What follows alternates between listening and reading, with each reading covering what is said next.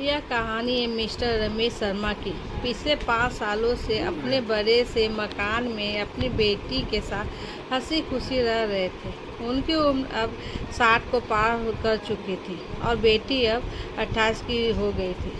बेटी आरती की हरकतें ही कुछ ऐसी थी कि बाबा को सुबह जल्दी उठकर ज़बरदस्ती वॉकिंग के लिए भेजना हो, या छोटे बच्चों को जैसे दवाइयाँ पिलाते हैं वैसे ही पापा की दवाइयाँ उन्हें खिलानी हो। आरती का बर्ताव अपने बाबा के साथ बिल्कुल वैसा ही था जैसे किसी माँ का अपने बच्चे के साथ होता है।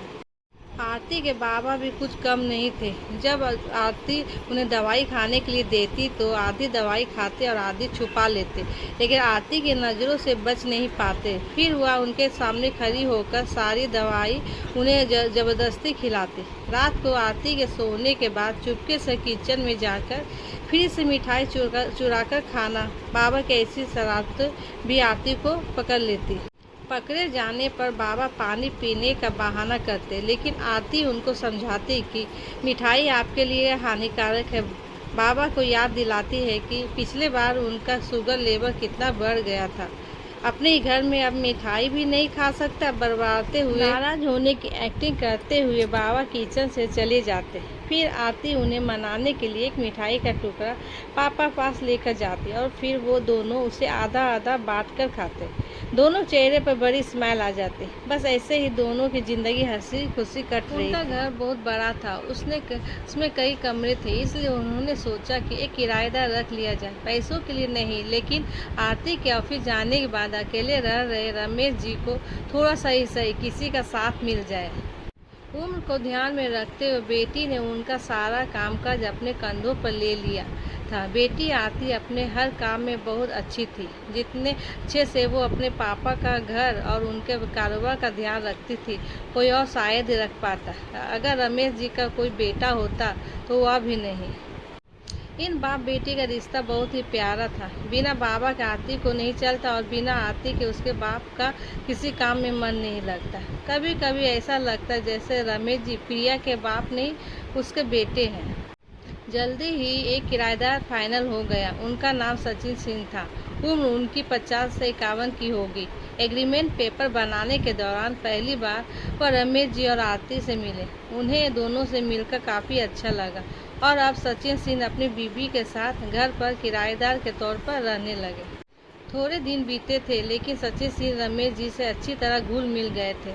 वह दोनों सुबह सुबह अब साथ में ही वॉकिंग के लिए जाया करते। कभी वह सचिन सिंह के साथ तो कभी सचिन सिंह और उनके बीवी आरती और रमेश जी के साथ डिनर किया करते। एक सुबह जॉगिंग के दौरान सचिन सिंह ने कहा कि आप और आरती अकेले ही रहते हैं, आपको तो काफ़ी कुछ मैनेज करना पड़ता होगा।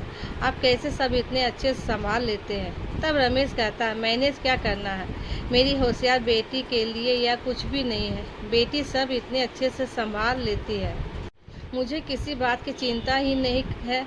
रमेश जी ने मुस्कुराते हुए कहा, हाँ वह तो ठीक है, लेकिन जब बेटी ससुराल चली जाएगी तब आपके लिए यह सब मैनेज करना बड़ा मुश्किल हो जाएगा।